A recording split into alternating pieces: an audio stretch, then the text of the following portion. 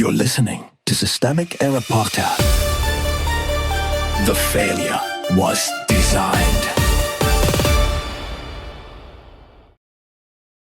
The simple reason Jack Smith charges won't stick as easy as Trump thinks, based on an article by Nick Hilden.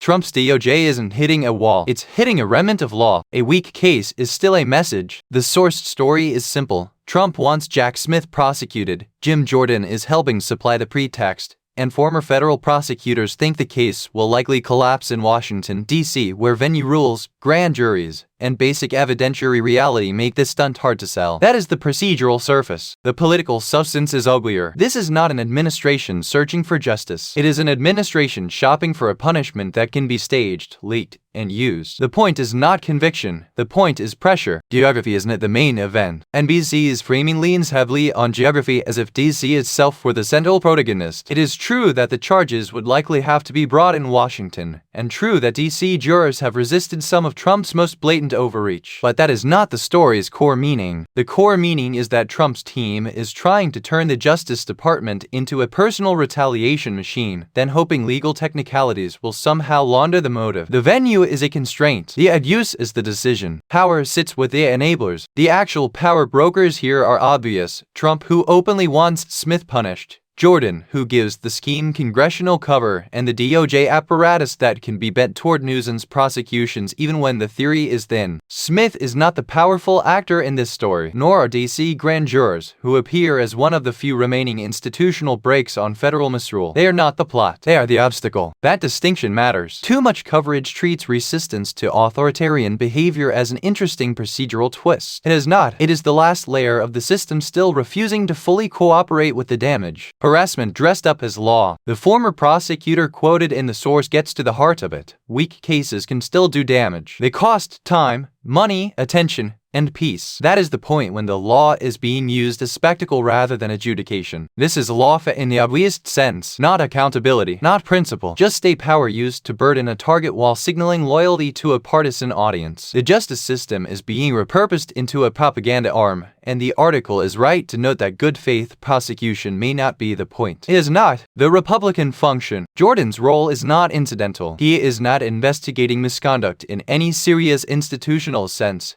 He is helping translate Trump's revenge impulse into the language of congressional legitimacy. That is how the machine works now. Congress does not always legislate. Sometimes it softens the ground for revenge. And the article is also right to note what this kind of referral does politically. It helps whitewash Republican participation in the attempted overthrow of the 2020 election by redirecting attention toward the prosecutor who investigated it. That is the inversion. The people who helped the break-in want the locksmith on trial. The pattern is larger than Smith. This is what authoritarian politics looks like when it cannot yet fully control every institution. It abuses the ones it can, uses the ones it cannot as theater, and counts on fatigue to blur the difference. The attack on Smith is not a detached legal dispute. It is part of a larger effort to punish investigators, intimidate critics, and write responsibility for election subversion. The system is not malfunctioning by accident. It is being used, and every week, splashy, resource-draining case is a test of how much abuse the political order will tolerate before calling it what it is.